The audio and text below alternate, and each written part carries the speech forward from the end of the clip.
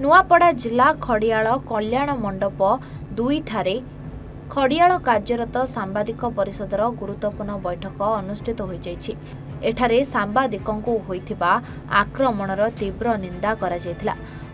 अनुष्ठित सभारे परिषद मुख्य संयोजक तपन रंजन दास अध्यक्षता करथिबा बेले पड़ोशी बलांगीर जिला टिटलागढ़ ठारे खबर संग्रह करने जाइथिबा सांबादिकंकु आक्रमण करथिले। एही घटना को परिषदर समस्त सदस्य निंदा करने सह सांबादिकंक स्वतंत्र आईन प्रणयन हेबा पई प्रस्ताव रखिथिले। एहा नहीं परिषद पक्षरु सांबादिकंकु पेंशन व्यवस्था सांगकु सांबादिकंक सुरक्षा पाई स्वतंत्र आईन नहीं मान्यवर मुख्यमंत्री मोहन चरण माझी को एक स्मारक पत्र प्रदान कराजिबो बोली बैठक रे स्थिर होइथिला। परिषदर मुख्य आभिमुख्य सांबादिकंक सुरक्षा एवं स्वाधीनता उपरे गुरुत्व देवाको आह्वान करथिले। सभारे कोर कमिटी सदस्य परमेश्वर बारिक, जुगेश्वर सगरिया समेत संतोष दंडसेना, श्याम सुंदर सगरिया प्रमुख योगदान देथिले।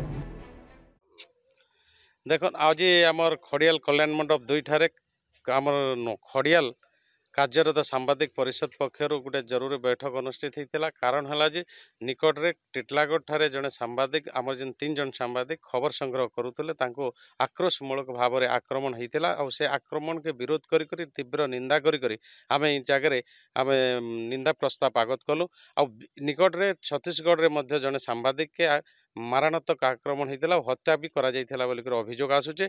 आई जगार जेन सरकार पक्षर जेन पदक्षेप ग्रहण करा 2 जन को अरेस्ट करिछन। आउ 3 जन जेन फेरार अछन सेमान को भी शीघ्र अरेस्ट करा जाऊ। आमे खड़ियाल कार्यरत सांबादिक परिषद पक्षर निकटरे सांबादिक सुरक्षा, सांबादिक पेंशन व्यवस्था एवं सांबादिक खबर संग्रह बेले अनेक आक्रोशमूलक शिकार होउछन। तेणु तांकर सुरक्षा पाई आईन प्रणयन करबार लगी आमे दाबी करमु।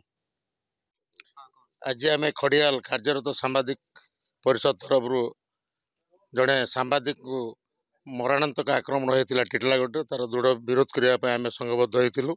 आगामी दिन में आम परिषद तरफ जो माने सब बेले जो सांबादिक मान अतर्कित आक्रमण करा जाउछि खबर संग्रह बेले ताकू विरोध करने आम आज संकल्पबद्ध नहीं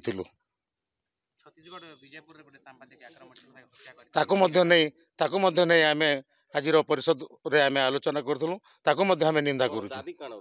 दाबी आमर रोचे समस्त सांबादिक मानक सरकार तरफ सब सुरक्षा जोगाई देवाई। नुआपड़ा जिल्लारू देवेश होतांग रिपोर्ट A1 ओडिशा।